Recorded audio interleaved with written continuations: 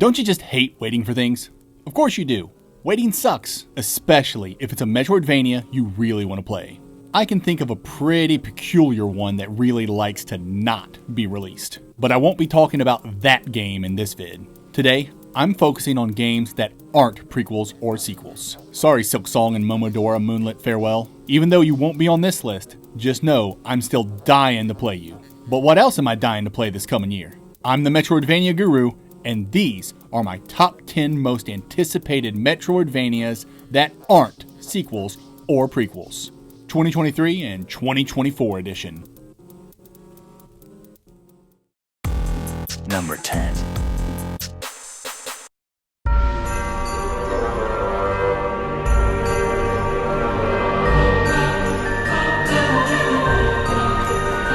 What do you do when you want to use a story in the public domain, but lack the license to use a certain penny-pinching uncle? Why, you turn it into a Metroidvania, obviously. If you haven't guessed, Ebenezer in the Invisible World is the latest rendition of Charles Dickens' beloved classic, A Muppet Christmas Carol, and it's here just in time for the holidays. I'm not the biggest fan of its animations or art direction, but I just can't get over how a dev actually thought to make this game. It looks like old Scrooge is an Ender Lilies and summons ghosts to do his dirty work, whether it be chucking spears at his enemies or phasing through gates. Not gonna lie, this'll probably be a day one purchase for me, even if it looks a little jank. Number 9.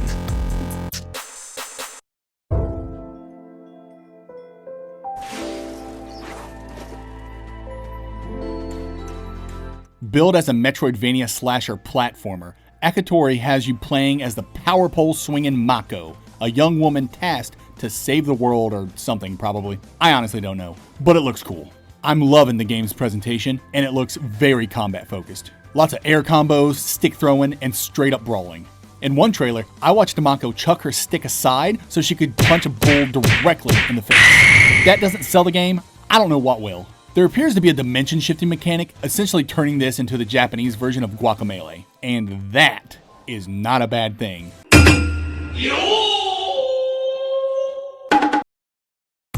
Number 8.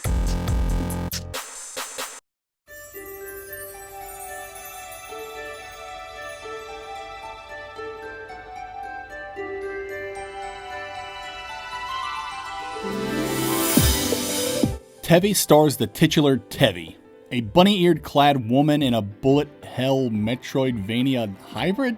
Wait, this seems familiar. Who made this? The same devs behind the critically acclaimed Rabby Ribby? What am I still doing here?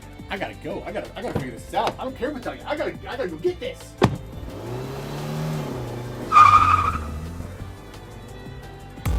Number 7.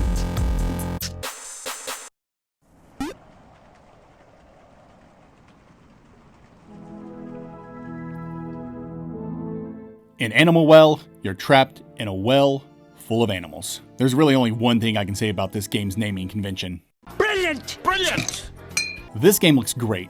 It's dark and atmospheric with a dash of goofy and a hint of foreboding dread. I don't know, there's just something about it that makes me feel like Cthulhu's going to be involved somehow. I hear the game's very open with very little guidance, so Hollow Knight enjoyers might feel right at home with this one.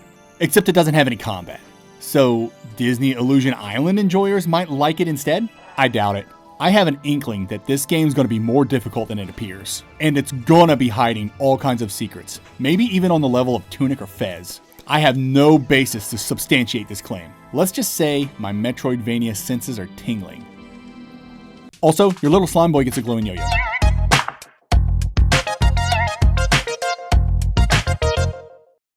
Number 6.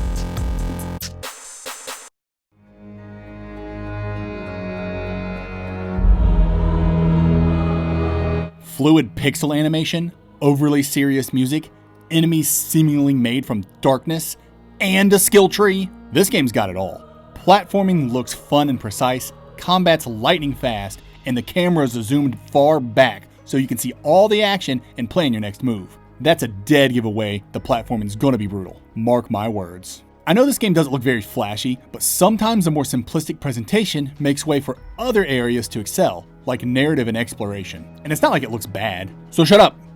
Number 5.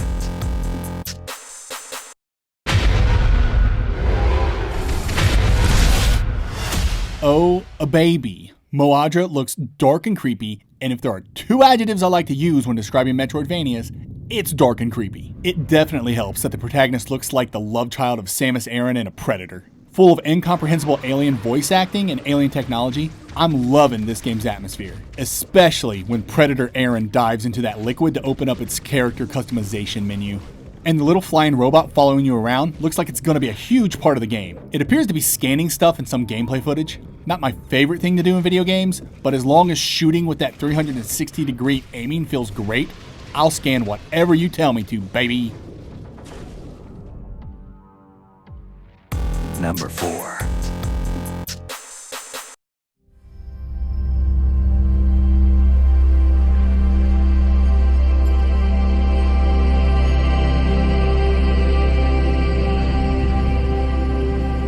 Earthblade's created by the same devs behind Celeste, so as long as they don't make the game as hard as that digitized torture device, I think we're going to be fine. The sprite work and animation look great, and I'm not even worried about if the platforming is going to be amazing or not. It's going to be amazing. I am excited to see what they can do narratively. I wouldn't be surprised if we get ourselves one of the best stories ever told in a Metroidvania, both creatively and emotionally. These devs seem to be pumping on all cylinders, and the melancholic music in that trailer gives me goosebumps. This game couldn't come out sooner.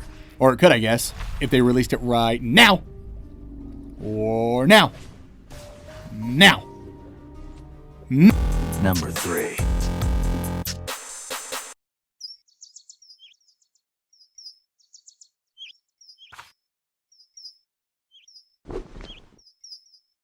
Florarium is a beautiful looking game. Well, its backgrounds are beautiful. I'm actually not a fan of the character model. She looks like something from early Newgrounds, or at least something made in Flash. But that doesn't matter, because as soon as she pulled out her bow and lodged an arrow into that snail's head, I was in love. I love bow and arrow physics in 2D games, and it appears our little Flash lady is all about that bow and arrow physics life. She whips that bad boy out and fires arrows fast as boy, and it looks awesome. She's a nimble little huntress, jumping and firing and air dashing all over the place during boss battles. I'm really looking forward to this game's combat, and its narrative.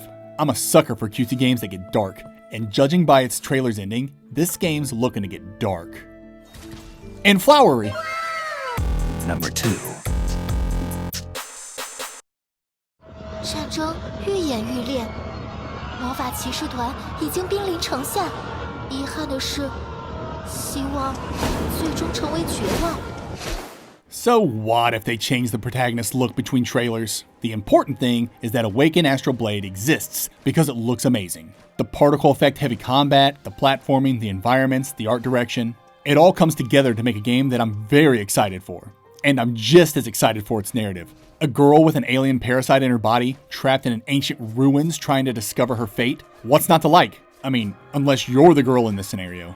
Then there's plenty not to like about the situation, I suppose. But hey, she has superpowers and can fly all over the place to cut up enemies with her sword. So it can't be all that bad, right? That's gotta be worth having a parasite devouring you from the inside. No pain, no gain. Number 1. Your new existence. And so it is written.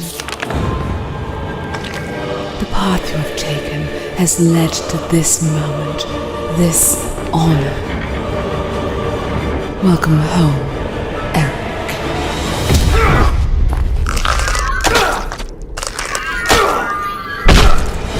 Listen, I don't care if this game looks like the unholy communion of Bloodborne and Blasphemous, and you shouldn't either. Both those games are great. Therefore, logic dictates merging them together will create a game that's twice as great. That's just science. Yes, science! Last Faith looks like an adrenaline junkie's dream. Visceral combat, brutal executions, gruesome monster designs against creepy gothic backgrounds, all done in a satisfying pixel art aesthetic even the high wills would be jealous of. Yeah, cry me a river, you little bitch. And that orchestrated music drives home the game's epic tone. The Last Faith's a game I've been looking forward to for a very long time, and it easily tops the list of my most anticipated Metroidvanias that aren't sequels or prequels. 2023-2024 edition. TM. And with its release just around the corner, I couldn't be happier. It feels like a dream come true. One might even say, a hunter's dream come true.